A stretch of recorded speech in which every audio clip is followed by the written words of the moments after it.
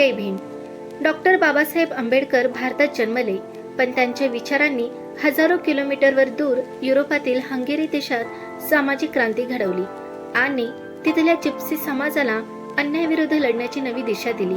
Doctor Babasaheb Ambedkar यांचे विचार भारतापुरते मर्यादित राहिले नाहीत, तर त्यांनी जगभरातील वंचित समाजाच्या जीवनात परिवर्तन घडवले आहे. हजारो किलोमीटर दूर असलेल्या युरोपातील हंगेरी या देशातही आज बाबासाहेबांचे विचार सामाजिक क्रांती घडवत आहेत. आज आपण जाणून घेणार आहोत हंगेरी देश, तिथल्या जिप्सी म्हणजेच रोम समाज आणि त्या समाजावर बाबासाहेबांच्या विचारांचा झालेला प्रभाव. हंगेरी हा मध्य युरोपातील एक प्रगत देश आहे. पहिल्या महायुद्धानंतर 1918 साली तो ऑस्ट्रियापासून वेगळा झाला. आज हंगेरी हा संसदीय प्रजासत्ताक देश आहे. त्याची राजधानी आहे बुडापेस्ट. आर्थिकदृष्ट्या हंगेरी जगातील प्रगत राष्ट्रांमध्ये गणला जातो. धर्माच्या दृष्टीने येथे विविधता दिसते.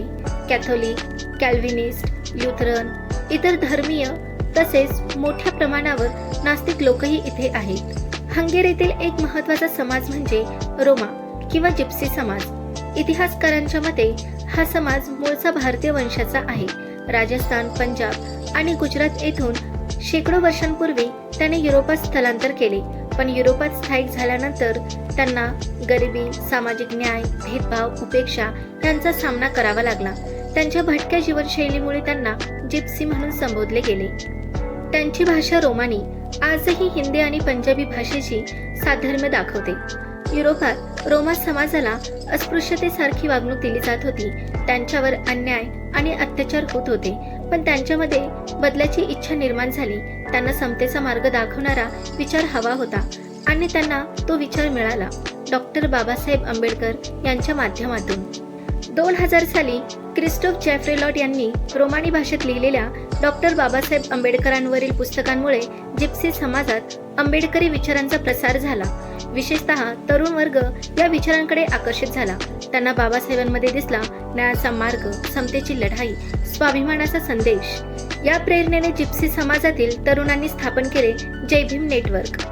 या नेटवर्कचे उद्दिष्ट होते अन्यायाविरुद्ध आवाज उठवणे, शिक्षणाचा प्रसार करणे, सामाजिक परिवर्तन घडवणे. या माध्यमातून त्यांनी सामाजिक आणि शैक्षणिक चळवळी सुरू केल्या. 2007 साली हंगेरीतील सांजा कोजा शहरात डॉक्टर आंबेडकर हायस्कूल सुरू करण्यात आले.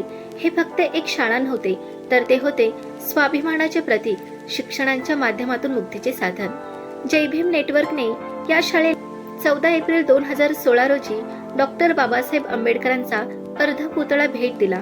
याच दिवशी हंगेरीमध्ये बाबासाहेबांचा पहिला पुतळा उभारण्यात आला. आज हंगेरीतील जिप्सी समाज बाबासाहेबांना आपल्या मुक्तीचे नायक मानतो. त्यांनी बाबासाहेबांचा संदेश स्वीकारला, शिका, संघटित व्हा आणि संघर्ष करा. आज हंगेरीमध्ये शिक्षणाला प्राधान्य दिले जात आहे. सामाजिक जागृती वाढत आहे. काही लोक बौद्ध धर्म स्वीकारत आहेत.